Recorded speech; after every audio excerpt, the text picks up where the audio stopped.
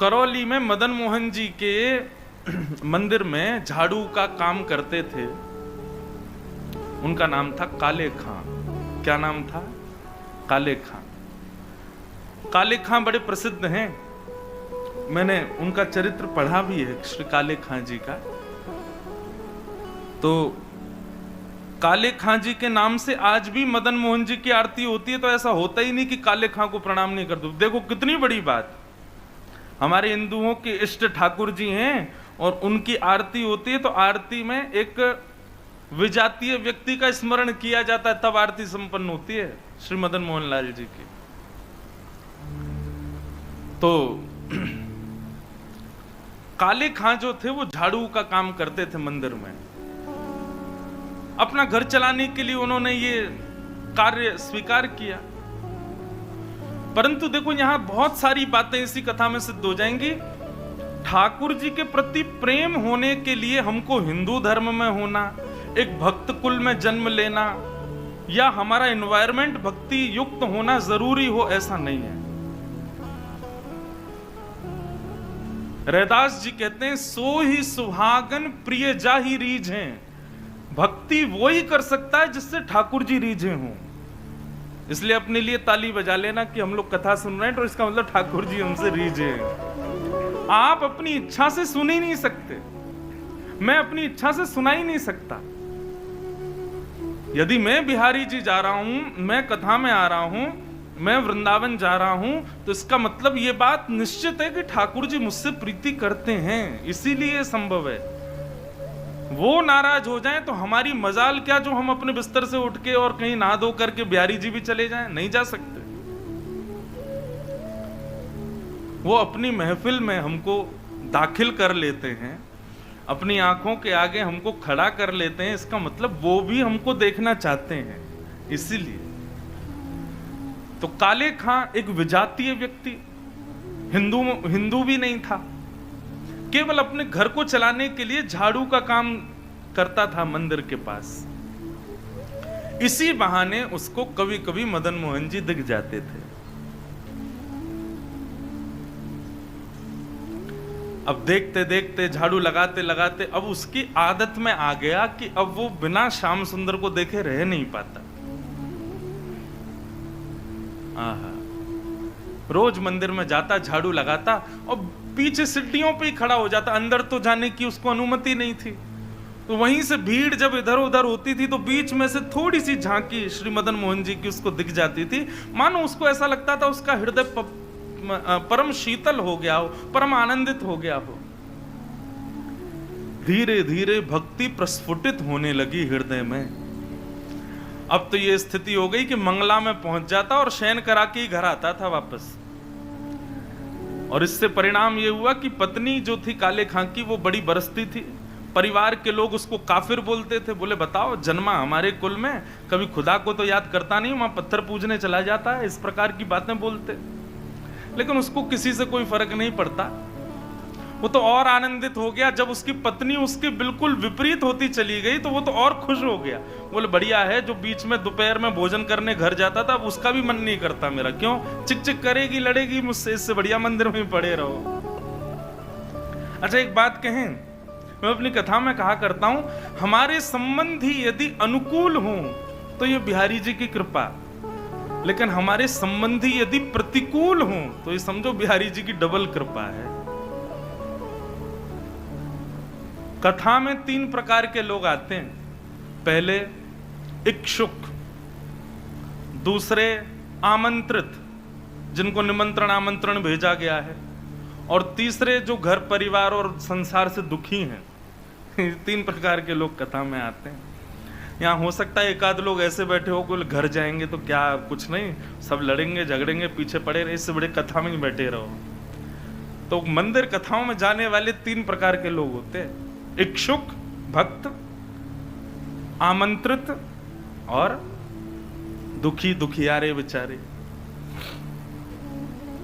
तो काले खां को तो और अच्छा लगता, पत्नी बेचारी ऐसी विमुख हो गई कि अब तो वो पूरा दिन ही मंदिर में ही निकालता।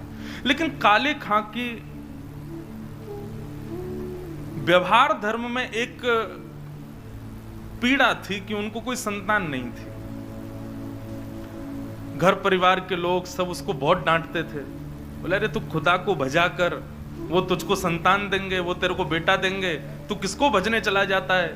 खुदा को पुकारता ही नहीं है, इसीलिए तो तेरे बालक नहीं हो रहा।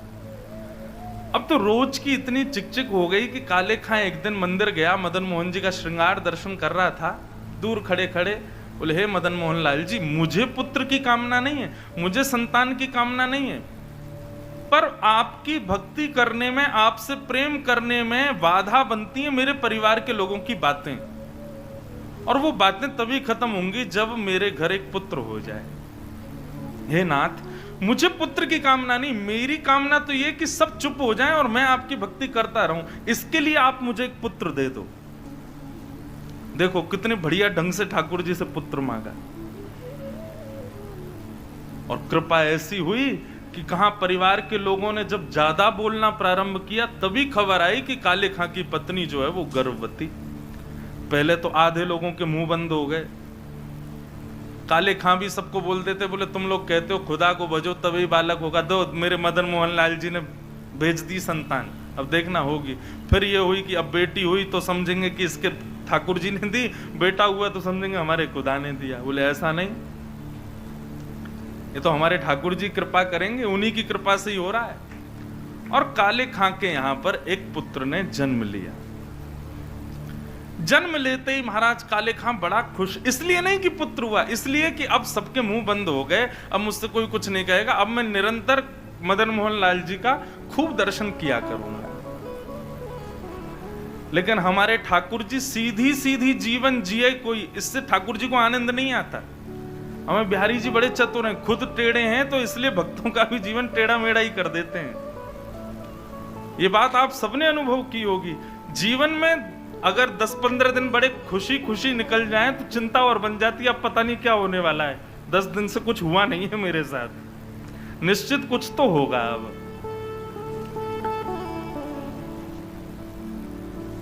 काले खां का पुत्र 8 वर्ष का हो गया, सब आनंदित था, काले खां बड़ा प्रसन्न। अब तो जन्माष्टमी भी मनाता है, राधाष्टमी भी मनाता है, रामनवमी भी मनाता है, घर वालों को नहीं बताता, बस मंदिर में जाके सब उत्सव होते हैं उसमें आनंद करता है। 8 वर्ष का बालक काले खां का यमुना जी के तट पर, नदी के तट पर कहीं खेल रहा था अपने मित्रों के साथ, और एक सर्प ने उसको डस दिया। सर्प के डसते ही महाराज नीला पड़ गया उसका पुत्र, बेहोश होके गिर गया। बालक दौड़े दौड़े गए काले खां के घर, काले खां तो मंदिर में था, उसकी पत्नी को जाके बताया। पत्नी रोते रोते मंदिर पहुंची, जाकर के बोली जल्दी चलो, हमारे बेटे को सर्प ने डस दिया है, वो नदी के तट पर बेहोश पड़ा है, मैं जा रही हूं उसके पास, तुम जाओ किसी झाड़ फूंक वाले को लेके आओ, हमारा बेटा मर जाएगा। लेकिन काले खां व्यस्त था ठाकुर जी की श्रृंगार आरती में, श्रृंगार आरती हो रही थी। पत्नी इतना बोल करके लौटने लगी, लौट करके उसने पीछे देखा कि आए कि नहीं, तो देखा तो काले खां तो ठाकुर जी को ही देख रहा था। पत्नी जाकर के बरसने लगी, बोले तुमको अभी भी यही दिख रहे हैं? अरे हमारा बेटा मरने वाला है, देरी करोगे, कोई झाड़ फूंक वाला नहीं पहुंचा तो उसकी मृत्यु हो जाएगी। लेकिन काले खां तो अभी भी मदन मोहन जी को ही देख रहे थे। पत्नी ने कहा यदि मेरे पुत्र को कुछ हो गया ना तो फिर देखना मैं क्या करती, तुम्हें और तुम्हारे इस मदन मोहन को दोनों को देखूंगी मैं। ऐसा कहकर के पत्नी तो चली गई, काले खां वहीं खड़े रहे, नेत्रों से अविरल अश्रुधार बहाने लगे, इसलिए नहीं कि पुत्र को सर्प ने डसा, इसलिए हे मदन मोहन लाल, क्यों आप चैन से नहीं बैठने देते मुझको, क्यों आप चैन से मुझे दर्शन नहीं करने देते? ये सब मुझे पता है आपकी लीलाएं हैं, और ये सब क्यों करते हो ये भी मुझे पता है, मुझे परखने के लिए कि मैं अपनी स्थिति से च्युत तो नहीं हो रहा कहीं। लेकिन मेरा पुत्र दिया आपने था तो बचाओगे भी आप ही, और पुनः कहूंगा इसलिए नहीं कि मेरा पुत्र है, इसलिए कि मैं आपसे दूर ना हो जाऊं, बस मेरे पुत्र को बचाना। संध्या आरती के बाद जैसे ही कपाट बंद हुए, काले खां नदी के तट पर पहुंचा। भीड़ इकट्ठी थी। पत्नी को जैसी पता चला काले खां, बोले आगे ओझा को नहीं लाए, झाड़ फूंक वाले को, बोले वो तो मैं भूल गया। इतना कहना हुआ कि महाराज परिवार के लोगों ने काफिर काफिर कहकर के काले खां को सुनाना प्रारंभ कर दिया। दौड़ करके गए, ओझा को लेकर के आए। जैसे ही ओझा ने आकर के उसकी नब्ज आदि देखी तो कहा ये बालक तो जीवित नहीं है, इसकी तो मृत्यु हो चुकी है। सब रोने लगे। काले खां की पत्नी ने अपने पुत्र को गोद में उठाया और ले गई और मदन मोहन जी के द्वार पर जाकर के अपने पुत्र को रख दिया। बोले बहुत कहते थे मदन मोहन लाल जी ने दिया, मदन मोहन लाल जी ने दिया, तो ये जीवित करके दिखाएं इसको अब। और यदि ये जीवित नहीं हुआ, खुद भी मर जाऊंगी, तुमको भी मार दूंगी और पूरे परिवार को नष्ट कर दूंगी इन्हीं की दहली पर। तब काले खां ने मदन मोहन लाल जी को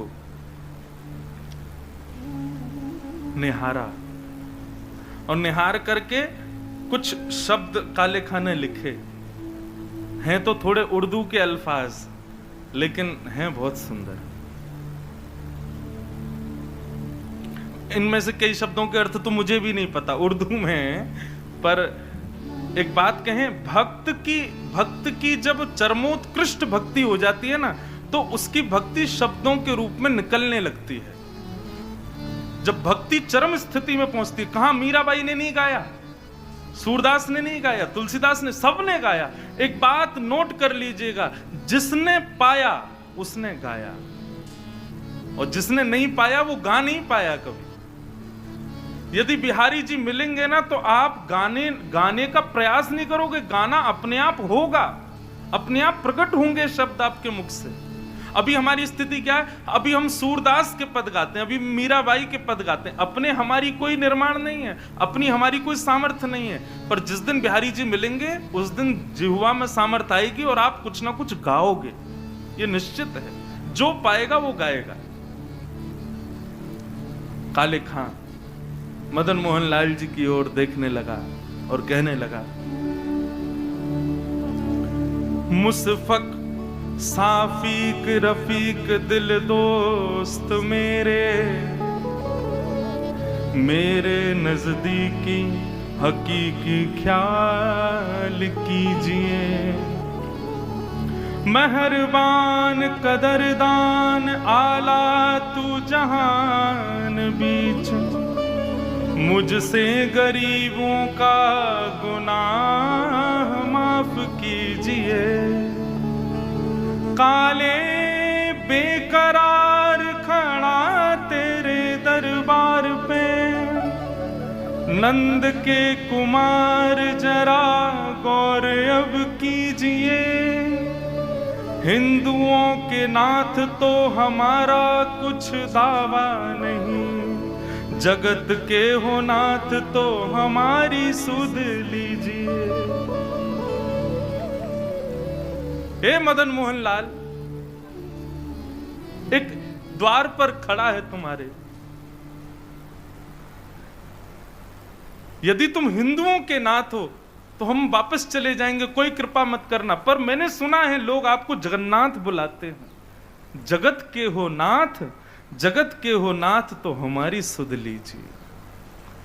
बस ये बात कहनी हुई, नेत्रों से अविरल अश्रुधार बहने लगे काले खां के, और देखते ही देखते जैसे ही अश्रुधार का एक बिंदु नीचे पड़े हुए काला पड़ गया था पुत्र विष के कारण, जैसे एक बिंदु जाकर के उस पुत्र के मुखमंडल पर पड़ी, पड़ते ही उसका जो काला वर्ण हो चुका था वो श्वेत होने लगा, और धीरे धीरे पुत्र ने आंख खोलनी प्रारंभ करी। उठ करके बैठ गया, देखने लगा, जल पी करके बोला, अब्बा अम्मी, जो उसके माता पिता थे उनको उन्हीं शब्द में पुकारा।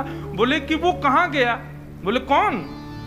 अरे अभी जो यहाँ खड़ा था, मेरे समान छोटा सा बालक था, मेरे जैसा ही सांवला उसका वर्ण था, मोर मुकुट पहनी थी, बहुत सुंदर उसकी मुस्कान, उसके ऐसे सुंदर नेत्र थे, वो मेरा सखा है, वो मेरे गले में गलवैयां डाल करके खड़ा था, कहाँ गया वो? और और ये भाव देखते ही वहां खड़े जितने लोग थे सबने मदन मोहन लाल जी को दंडवत प्रणाम किया। सब समझ गए, बोले किसने की है कृपा हमको पता है। तब से लेके आज तक श्री मदन मोहन लाल जी की आरती होती है तो आरती होते ही वहां का एक आरती पूर्ण होते ही एक पंक्ति गाई जाती है। कारे के बेटा को जब कारे ने खाया, कारे के बेटा को जब काले ने खाया, कारे की कविता सुन बेटा जिवायो है। काले खां के बेटा को जब काले नाग ने खाया तब काले खां की कविता सुन करके उसके बेटा को जिवाने वाले बोल मदन मोहन लाल की जय। ऐसे श्री मदन मोहन लाल जी, ऐसे हमारे श्री वृंदावन बिहारी लाल, भरतपुर बिहारी लाल। तो ये कथा क्यों सुनाई? हमारे यहां प्रायोरिटी पहले बाकी के सारे कामों को और फिर उसके बाद ठाकुर जी को नहीं। यदि भक्त हैं, यदि वैष्णव हैं, यदि आप सांसारी हो तो निश्चित है बिहारी जी को चौथे पांचवें नंबर पे ही रखो। लेकिन यदि अपने आप को भक्त कहते हो, दुनिया से कहते हो कि हम वैष्णव हैं, तो ठाकुर जी को प्रथम स्थान दो। उसके बाद में संसार की कोई स्थिति होनी चाहिए। यह भक्ति का स्वरूप। पहले बिहारी जी से संबंधी वस्तु, पहले बिहारी जी की कथा, पहले बिहारी जी के संबंध की कोई भी क्रिया, उसके बाद कोई और क्रिया। और एक बात और कह दें सावधानी के रूप में, टर्म्स एंड कंडीशंस पहले ही बता दे रहे हैं। आप जिस दिन इस चीज को अपने जीवन में लागू करोगे कि पहले बिहारी जी, उस दिन से परीक्षाएं 4 गुनी बढ़ जाएंगी आपकी। क्योंकि ठाकुर जी फिर चेक करेंगे, अच्छा प्रायोरिटी हमें पहले, ले बेटा अब बता। बस उससे घबराना नहीं। कैसी भी परिस्थिति जीवन में आए, कैसी भी स्थिति, कितने भी भयानक झोंके जीवन में आ जाएं, अपने भक्ति की नींव को आप मजबूत रखना। बस विश्वास बिहारी जी के प्रति प्रबल है तो काले खां का पुत्र मरकर के पुनश्च जीवित हो सकता है। मीराबाई विष का प्याला पीकर के भी मृत्यु को प्राप्त नहीं कर सकती। गोस्वामी तुलसीदास का पूरा परिवार बिखरने के बाद भी वे मानस की रचना कर सकते हैं। गोस्वामी तुलसीदास जी का कभी चरित्र पढ़िएगा, कितने शत्रु थे उनके, कितनों ने मारने का प्रयास किया, लेकिन गोस्वामी जी का कोई बाल बांका नहीं कर पाया। बस ठाकुर जी विश्वास के लिए परीक्षाएं जरूर लेंगे, चेक करेंगे, देखें तो सही हम प्रथम प्रायोरिटी हैं कि नहीं, हम प्रथम स्थान पर हैं कि नहीं। इसलिए हमारा हाथ जोड़ के निवेदन, जो अपने आप को भक्त कहते हैं, पहले ठाकुर जी को प्रथम स्थान दीजिए, उसके बाद किसी और को। और इसी भाव को हृदय में धारण करके कथा सुनिए, सत्संग सुनिए, मंदिर जाइए कि प्रथम तो ठाकुर जी हैं, उसके बाद में कोई और।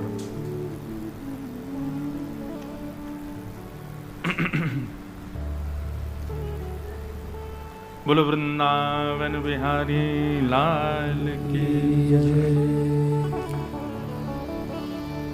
भूमिका में चले गए ज्यादा, पर अच्छा ही था। जो भी भाव निर्मित हो श्री बिहारी जी की कृपा से ही होता है। तो हम ये विषय क्यों लेकर के प्रारंभ किया था? ये विषय प्रारंभ किया था स्मृति शब्द से, कि वो 5 वर्ष पुरानी जो स्मृति है ना, उसी स्मृति का कल हम फोन कर दें कि भैया सुनो आज ना कथा आप ही लोग कर लो, हम थोड़े थक रहे हैं, हम नहीं आ रहे, तो ऐसा हो सकता है? भरतपुर के अखबार में छप जाएगा, हमारा जयपुर तक, वृंदावन तक हल्ले हो जाएंगे। इंद्रेश जी ने भरतपुर में कथा की और तीसरे दिन फोन करके कहा हम थक गए, हम नहीं आ रहे। हम कर ही नहीं सकते, हमको आना ही पड़ेगा, चाहे सर दर्द हो चाहे पेट दर्द हो। मतलब बाकी के लोग तो समय निकालने के लिए सोचते हैं ठाकुर जी के लिए, हमारा तो कान ही बिहारी जी ने पकड़ रखा, बोले नहीं बैठना ही पड़ेगा तुझे, तो करनी ही पड़ेगी। घर में चाहे किसी का ब्याह हो, घर में चाहे कुछ भी हो, हमको कथा करने जाना ही पड़ता है। तो ये तो ठाकुर जी की हम पर कृपा है, तो इससे पुण्य तो बनते होंगे बंधुओं, कथा सुनाते हैं, इतने लोग सुनते हैं तो पुण्य तो मिलते होंगे। पर हमने पहले ही सोच रखा है नाथ, इस पुण्य के बदले हमको एक ही चीज देना, क्या? हम वैकुंठ आएंगे ये तो हमको पता है, ये तो निश्चित हम जान चुके हैं, वैकुंठ से नीचे तो हमको मिलने वाला नहीं है। लेकिन हम वैकुंठ में आकर के भी कथा करें और शंख चक्र गदा पद्मधारी हमारे बिहारी जी के ही पूर्ण अवतार श्री नारायण को सामने बैठा करके कथा सुनावें, वहां भी कथा करें। लेकिन हम अकेले नहीं जाएंगे वैकुंठ। जिस जिस शहर में जितनी कथाएं करेंगे और जहां जहां के जितने जितने लोग कथा सुनेंगे वे सब भी हमारे संगे ही जाएंगे वहां। तो इसीलिए हमने अपनी व्यासपीठ का नाम भक्ति पथ रखा। भक्ति का रास्ता, भक्ति का मार्ग, जो सीधे बिहारी जी के पास जाएगा और उनके सामने बैठ के हमको कथा करनी है। तो उसमें कुछ शहर हैं जहां भक्ति पथ परिवार अपनी गतिविधियों से, अपने सत्संग से, अपने क्रियाओं से इस भाव को, इस संकल्प को सार्थक कर रहे हैं। उसमें यदि ऐसा कह दूं तो कोई अतिशयोक्ति नहीं, पहले नंबर पे भरतपुर ही है। तो निश्चित है भरतपुर के आप सब लोग हमारे साथ वैकुंठ की यात्रा में, आप सबकी टिकट कट चुकी है, नहीं मन होगा तो भी चलना पड़ेगा, सब चलोगे हमारे साथ। और वहां 7 दिन के लिए जाएंगे बस हम लोग। 7 दिन कथा सुनाएंगे ठाकुर जी को, और ठाकुर जी कहेंगे वाह भैया बड़ी बढ़िया कथा सुनाई, अब दक्षिणा मांगो। तब दक्षिणा मांगेंगे, एहो विधिना तो पे अचरा पसार मांगू, जन्म जन्म दीजो या ही ब्रज बसिवो। अब हमको दोबारा ब्रज में ही भेज दो आप। तो 7 दिन रहेंगे वैकुंठ में, फिर दोबारा आ जाएंगे वृंदावन में, फिर से यहाँ पर खूब कथाएं आदि करके फिर जाएंगे, फिर आ जाएंगे। तो यही संकल्प है, इसीलिए इसका नाम भक्ति पथ है। आप सब पथिकों को बहुत बहुत शुभकामनाएं कि आप सब इस पथ के पथिक हो। खूब आनंद से हम लोग ठाकुर जी की प्राप्ति करेंगे। निश्चित है मिलेंगे ही मिलेंगे बिहारी जी, इससे नीचे काम बनने वाला हमारा है नहीं। बिहारी जी सत्य स्वरूप हैं, आप सब अनुभव करोगे। आप संसार में किसी से कितना भी प्रेम कर लो, लेकिन फिर भी अपने कुछ ना कुछ बातों को मन में छुपाओगे, उससे भी नहीं बोल सकते। लेकिन बिहारी जी ऐसे, उनके सामने जाते ही छुपाना नहीं पड़ता, सब अपने आप प्रकट हो जाता है। जो हम किसी को नहीं बता पा रहे, बिहारी जी के सामने जाते ही वो अपने आप प्रकट हो जाता है। चाहे वो हमारी दुख के हों, चाहे वो हमारे सुख के हों, चाहे वो हमारे द्वारा किए गए पाप हों, चाहे वो हमारी पीड़ाएं हों, बिहारी जी के सन्मुख आते ही सब अपने आप प्रकट हो जाती हैं।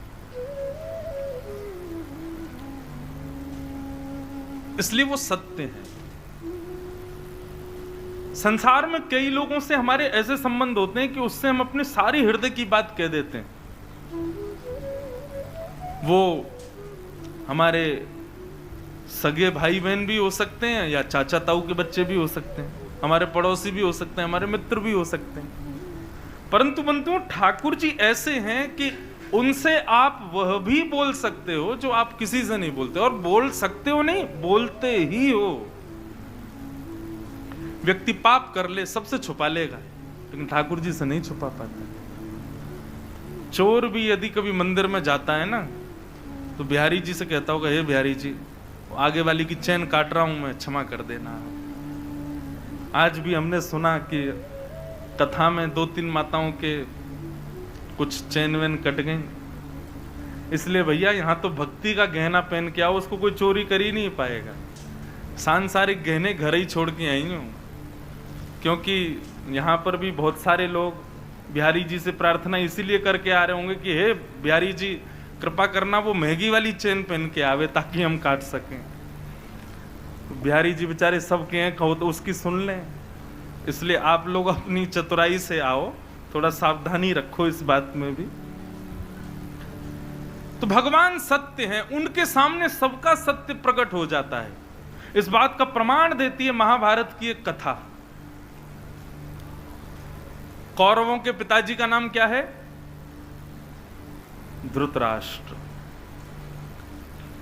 धृतराष्ट्र का एक श्लोक है महाभारत में, वो वहां कहते हैं, जानामि धर्मं न च मे प्रवृत्ति, जानाम्य धर्मं न च मे निवृत्ति। धृतराष्ट्र कहते हैं,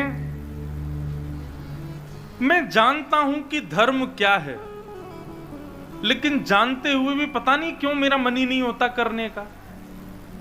और मैं ये भी जानता हूं कि मैं और मेरे पुत्र जो कर रहे हैं ये अधर्म है, लेकिन ये जानते हुए भी पता नहीं क्यों मैं ना तो उनको रोक पा रहा हूं ना खुद रोक पा रहा हूं। मतलब व्यक्ति को पता है कि सही क्या है और गलत क्या है, लेकिन फिर भी वो गलत करता है। ऐसा हो ही नहीं सकता कि उसको पता नहीं था कि ये गलत है। सबको पता होता है कि हम गलत कर रहे हैं, हम अपराध कर रहे हैं, हम पाप कर रहे हैं, सबको पता होता है ये, लेकिन फिर भी हम करते हैं। तो अपराध करते हैं जानते हुए भी कि ये अपराध है, जानते हुए भी हम कर देते हैं। क्यों? हम 2 मिनट के लिए ऐसा विचार कर लेते, ठाकुर जी क्षमा करना, क्या करें, मजबूर, ये करना पड़ेगा। तो हमें ये बात तो पता है कि ठाकुर जी को पता है कि हमने ऐसा किया है, हमसे ऐसी वस्तु हो गई है, हमसे ऐसी क्रिया हो गई है। ठाकुर जी सत्य हैं, उनको सब पता है, उनसे कुछ छुपा नहीं है। सत्य। भगवान का दूसरा स्वरूप है चैतन्य। बंधुओं, ठाकुर जी को कभी भी जड़ मत समझना। ये एक भक्ति में अपराध है कि ठाकुर जी को हम जड़ समझें। ये तो मूर्ति है, कुछ भी पहना दो, कुछ भी खिला दो, कैसे भी रख लो, नहीं, वो चैतन्य है, साक्षात चैतन्य है। उनके प्रति चैतन्य का भाव रखना ही पड़ेगा, तभी आपकी भक्ति आगे को अग्रसित होगी।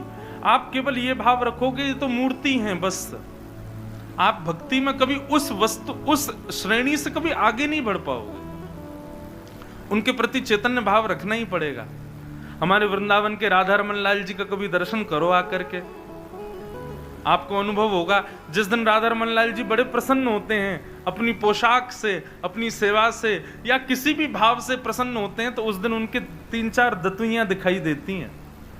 कोई गौर से अगर देखे दूरबीन से या फिर फोटो खींच ले, और यदि अभी जैसे गर्मियों के समय में शाम को लगभग हर मंदिर के ठाकुर जी बाहर आ जाते हैं, बाहर आकर के सबको दर्शन देते हैं। आप कभी गौर से देखना, राधा रमन लाल जी जिस दिन बड़े प्रसन्न होते हैं ना, उस दिन उनके दांत दिखाई देते हैं, 3-4 दांत दिखते हैं। क्यों? क्योंकि वो जड़ नहीं है, वो चैतन्य है। उनको जड़ समझने की भूल भी मत कीजिएगा। हमारे श्री गोवर्धन नाथ, ऐसे ठाकुर जी तो पूरे विश्व में ही नहीं है। क्यों?